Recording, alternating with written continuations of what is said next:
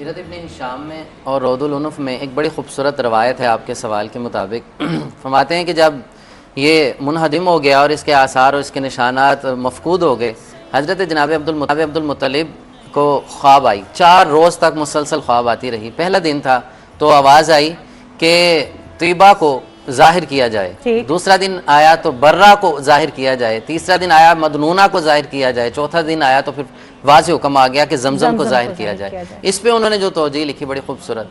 हमारे पहले दिन तैयबा कहा, इससे मुराद पाकीज़ा तैयब मर्द और तय्यबात औरतें इसको पानी पिएंगी। इसका रूहानी पस मंज़र ये है। और इसे बर्रा क्यों कहा गया? फरमाया नेक, सुलहा, अम्बिया, औलिया, शुहदा, सालिहीन, सिद्दीकीन इसका पानी पिएंगे। ठीक। और फिर तीसरा फरमाया मदनूना। फरमाया इससे मुराद क्या है? फरमाया कि एक कौवा है जिसकी टांगें सफ़ेद होती हैं।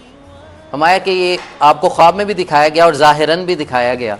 कहते इसका बातिन क्या है, इसका रूहानी पस मंज़र क्या है? फरमाया मदनूना का माना उस वक्त ज़ाहिर हुआ। एक रोज़ मौला कायनात रवायत करते हैं कि मैं हुज़ूर की खिदमत में हाज़िर हुआ। आका करीम सल्लल्लाहु अलैहि वसल्लम अपनी नूरानी टांगों के साथ चाहे जमजम पे आराम फरमा रहे थे और तशरीफ़ फरमा थे। अल्लाहु अकबर।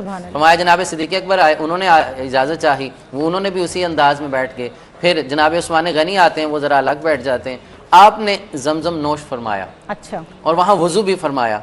और ये जो आपने कहा कि मुनाफिक, हमारा आपका करीम सल्लल्लाहु अलैहि वसल्लम इरशाद फरमाते हैं, हज़रत अब्दुल्लाह इब्न अब्बास रावी हैं कि मुनाफिक इससे कभी भी सैर नहीं हो सकता और मोमिन इसके बगैर रह नहीं सकता। मोमिन का इसमें इसकी मोहब्बत ज़्यादा है। हज़रत अबू ज़र रज़ी अल्लाह ताला आपके मुतालिक रवायत है कि आपको भेजा, पूरा माह आप उधर रहे, खाना पीना नहीं था, सिर्फ जमजम पीते रहे और आपकी हशाशियत और आपकी सेहत काफ़ी फरवा हो गई। और आप सल्लल्लाहु अलैहि वसल्लम ने फरमाया जिस तरह दूध में अल्लाह ने पूरी ग़िज़ा रखी है, जमजम में भी अल्लाह तबारक व तआला ने पूरी ग़िज़ा, अब देखें दूध के साथ निस्बत दी।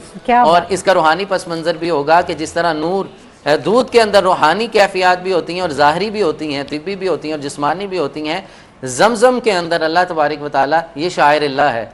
इसका ज़ाहिर ये है कि जिस्म को तरोताज़ा करता है, बातिन ये है कि रूहानी और बातनी कैफियत भी इससे ज़ाहिर हो जाती हैं और जो इंसान के अंदर हस्द, बुग़्ज़, कीना की बीमारियां पैदा होती, रूहानी बीमारियां, वो ज़ाहिर हो जाती हैं।